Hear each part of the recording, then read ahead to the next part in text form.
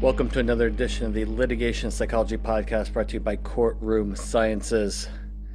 Dr. Bill Kanasky, how are we all doing? We okay? Into the new year? That's good. I've got to tell you, give you an update. These retainers, they hurt like hell. Oh my gosh. So I have to wear these. I went to the orthodontist, got these retainers. They're going to space my teeth the right way over time, something like that.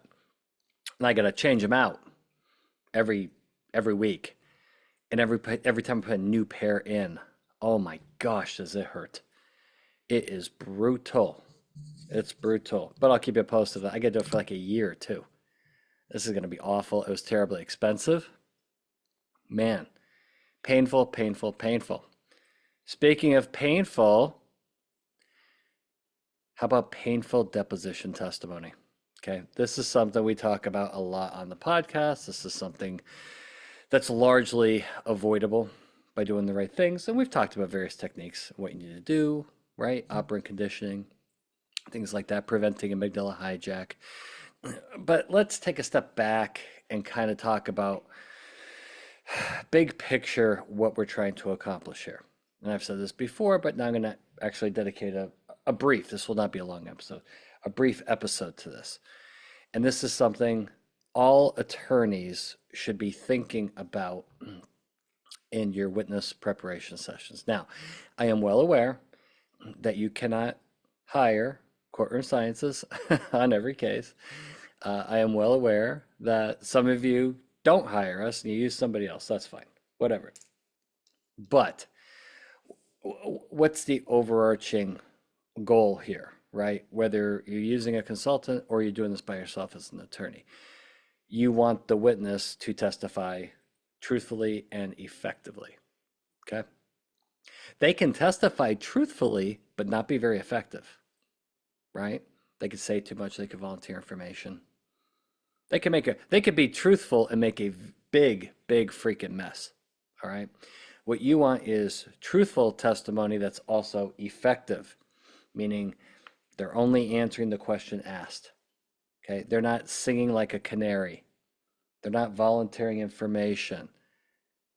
Especially, you don't want them doing the yeah, but, and pivoting all over the place and killing their credibility. Okay, you don't want any of that. That's not going to work.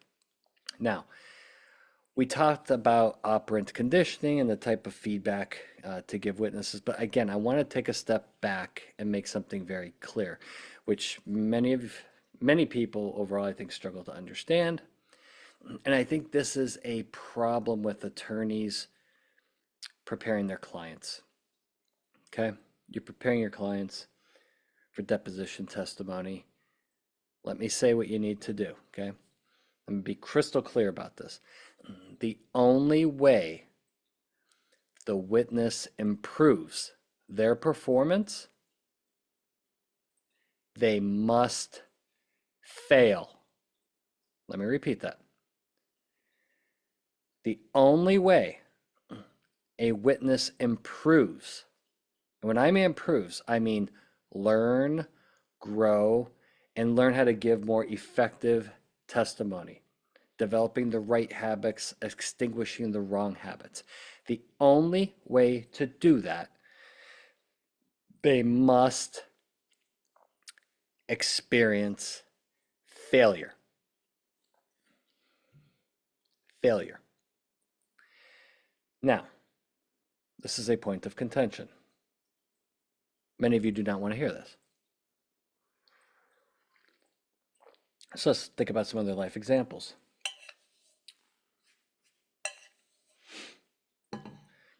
As you know, I'm a big fitness buff, right? Health nut. And I go to the gym most days of the week. I want to become stronger. I want my muscles to grow. So what do? I get on the chest press, or I'm doing curls, or I'm doing lateral raises. I'm doing lat pull down. All right. And I'm going to exercise and I'm going to work. But how do I get stronger? What's the only way to get stronger scientifically? Medical science.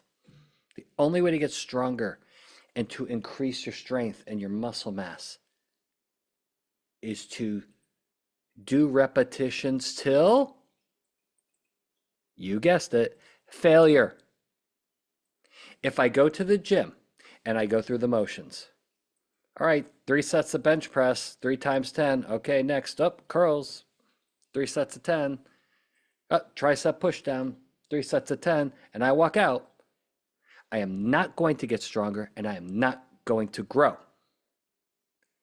I have to push the muscle to the point of failure. I have to stress the muscle. It adapts at the cellular level and metabolically. And then as I do that repeatedly, I grow, I get stronger, I develop endurance. Okay? It's the same exact thing with witnesses. And what you guys like to do is you like to prep your witnesses, you like to work with them, and quite frankly, you're a little bit too nice to them. Now, you got to be nice to them, and you got to develop rapport, you got to develop trust. But here's the key. The witness must fail to grow. If you're going through the motions, just like my example at the gym, and the witness comes in and you do your 3 sets of 10, they're at the case documents and exhibits, they're not growing. Okay? They may be learning some things, but they're not growing cognitively, emotionally, or behaviorally. And that's the growth that I'm talking about. So you want to fill them with knowledge. You think that's enough to get you. It's not enough to get you there. If it was, I wouldn't be doing this for a living. Okay? You've got to understand the truth about witness performance. And the truth is, they must fail. That's the truth. You can't handle the truth. Yeah. Yeah. Now, why is this a problem? It's a problem because you don't want to get your witness mad at you. Right? You want to bond with your witness. You want them to trust you. You want to develop rapport. However, that's not going to get them across the finish line. Okay? So how do we handle this? Well, first of all, first step number 1 is your understanding of what I just told you. The witness has to fail to perform effectively at depth. They have to fail in your prep session. Okay. Hey, let's back up. Okay, let's use a different example. Let's get out of the weight room. You trial attorney. If you want to give a spectacular opening statement,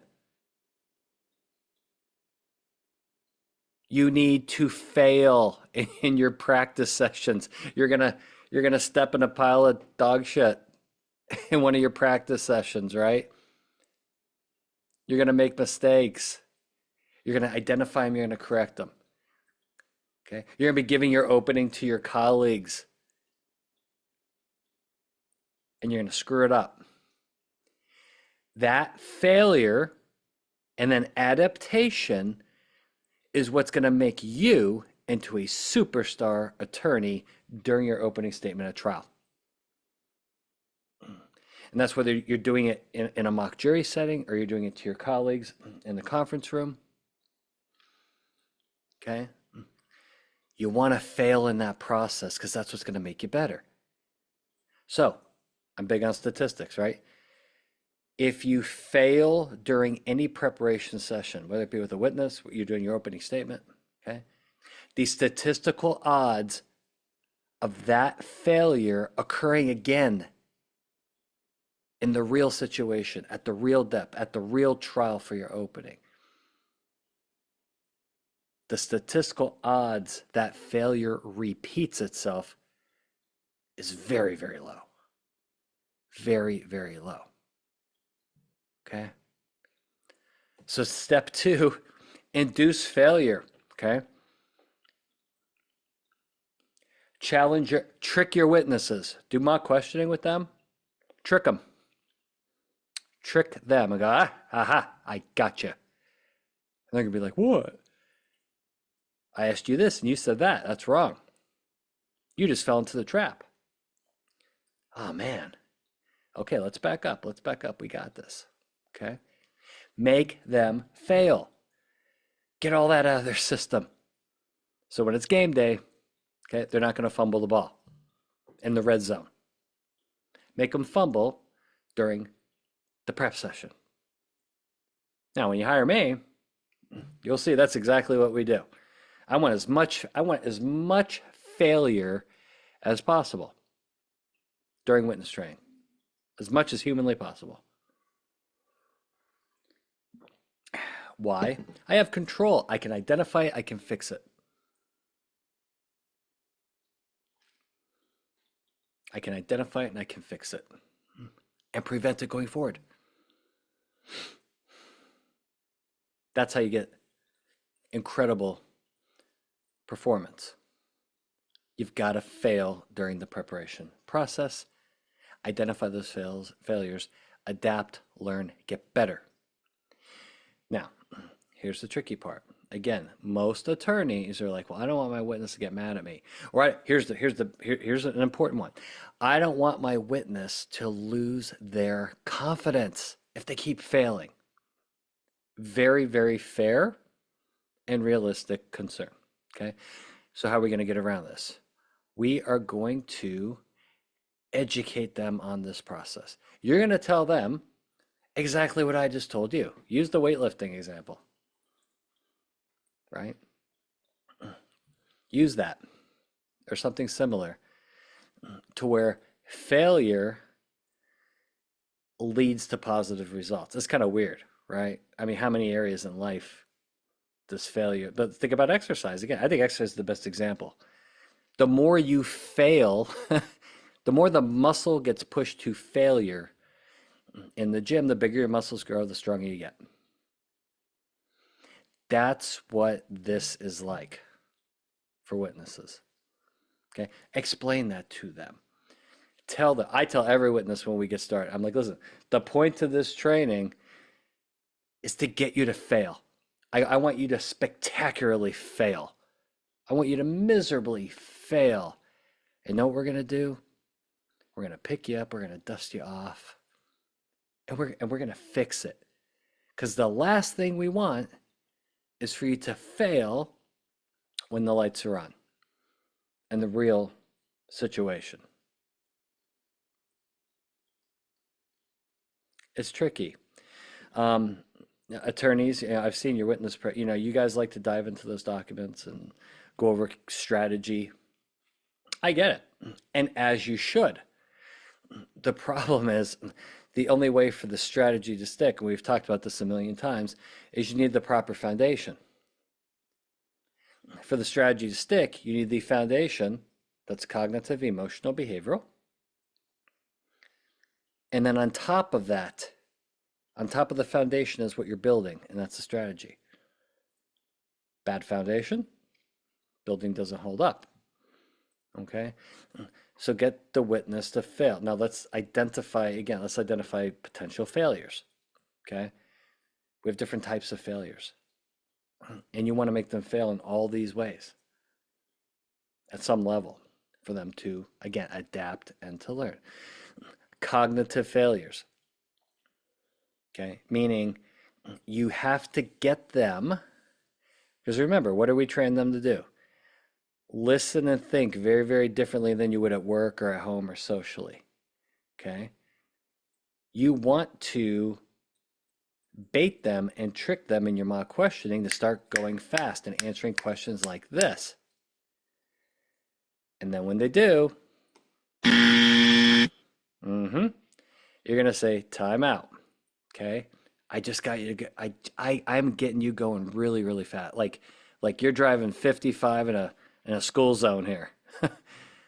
Okay? and I got you going really, really fast. Let's back up. Let's slow this down. Self-awareness, right? And give them that feedback. Okay. When they're answering questions and they're going beyond the scope of the question, okay, you want to get them comfortable and they get chatty, right? Or you get defensive and they get chatty. Okay, that happens. Witnesses say too much. They go beyond the scope. They volunteer information. You want that happening in the prep session. And when it happens, you hit the buzzer. You say, that's not going to work. I got you again. Here's why. Okay, and it's going to be painful. It's going to be, trust me, when I'm doing curls with 50-pound dumbbells, reps 6 and 7 is not fun. It's painful, but that's how I grow. Okay, push the witness to the limit, just like you'd push yourself in the gym. The outcome is strength, endurance, and growth. Okay, reptile the hell out of them. Right? Push it. Push it with them. Get them to fail.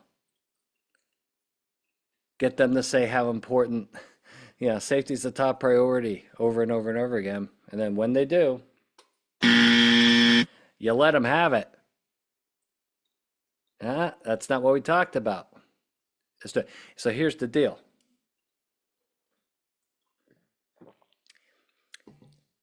The whole crux of this is every time the failure occurs, how do you handle it? First of all, don't be a jerk. You idiot. God, are you an idiot? Jesus Christ, we just went over this 10 minutes ago. That's how I talk to my kids. Told you to take out the garbage 10 minutes ago. Good God, are you not listening? Okay, don't talk to your witnesses like you're talking to your teenage children, right? You take a time out and you go, okay, let's talk about that, okay? You screwed that up. It's okay. It's okay. That's why, here's the phrase. I say this every week. I say this every day. That's why we're doing this. That's why we're doing this. And then you're going to get to some point in the witness prep process, and your witness is going to look at you, because this is what they tell me every day. Thank God we are doing this. I would be so screwed if I was in the dep right now. And I'm like, yeah, I know. I know you'd be screwed. So let's keep going with this. All right. So you're better at the real dep. Okay. Try some of those emotional tricks. Get aggressive. Or be super nice, right? We've talked about all the emotional, dirty little tricks, right? Do all those. See how your witness responds. Okay? If you get pissy with them and they start getting pissy back at you, not gonna work. Get all this done. Now here's what's gonna happen as the attorney. Every witness is gonna be different. Okay? So what you want to do is you want to evaluate your witness, right? When you're pushing them on these things to see what their strengths and weaknesses are. You'll figure it out pretty quick. Depending on you can break down witnesses in a couple different categories, right? Okay. You got the witnesses, for example, I call them they're the speed demons. Okay? They're the speed demons. They answer questions super, super fast, and they make a lot of silly mistakes because they're just going too fast. Okay, that's a cognitive problem. They're going too fast. They're not listening. They're not thinking. Okay, you want to try to see, is this witness susceptible to speed? So what do? You ask your questions quickly on top of it and see if the witness will match you.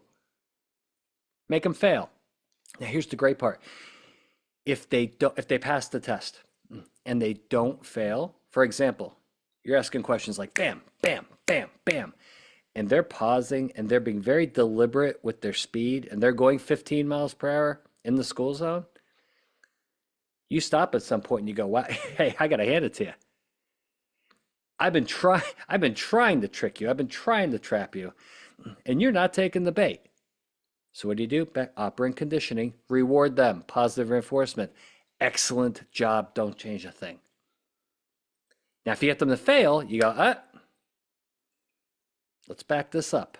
Make sure you back up that train on the tracks and then try this again until they slow down. All right. They may fail multiple times in a row. That's very telling too. Right? So you may have to repeat this process because then 30 minutes later, they're back to bam, bam, bam. And it's like, okay, here we go again. Here we go again. Right? So this is a process that you have to go through with the witness. Same thing on the length of the answers. Right? The other types of witnesses, they're the talkers. I call them the chatty Cathys. Okay? They start giving 90-second answers. Okay? It's not going to work. 90-second answer? No. What do? You just answered 7 questions at once and you're all over the place. You volunteered information. Shut the up. Right? Now be honest, you guys got to love this soundboard. This is a really great part of this podcast. Right? Okay, maybe some of you don't like the soundboard. I get that, but I think others of you, there we go. See? We have a mixed audience on the Litigation Psychology podcast today. So, again, I'm going to end this podcast because I want this to be kind of a down and dirty quick one. They've got to fail. They've got to fail. They've got to fail. And you've got to make them fail. And that's kind of a little bit uncomfortable, but it's just all about the setup. How do you set it up? You tell the witness ahead of time, this is what we're doing. This is why we're doing this. See, most witness prep, it's like, hey, I'm going to get ready for this step. We're going to go over all the documents, right? Get you familiar with those. Go over the exhibits. I'm going to ask you some questions, and you give them some feedback, right? But you're not forcing failure. See, in the gym, the whole purpose of the exercise is to force the muscle into, like you're forcing it into failure. Because that's the only way muscles grow and get strong. Okay? Do the same thing with your witness. Set it up the right way. Tell them what you're doing. I'm telling you, you're going to get so much more out of your witness by doing it this way. Because I've heard the nightmare stories. I worked with my witness for 3 days. Everything was perfect. Then they went into the dep and the wheels came off. Exactly, because they didn't fail during the prep process. So now the failures are rearing their ugly heads in the actual deposition. Okay? Find those failure points and you're going to get so much more out of your witness. All right, I am out. Litigation Psychology Podcast brought to you by Courtroom Sciences. Dr. Bill Kanasky, we'll see you next time.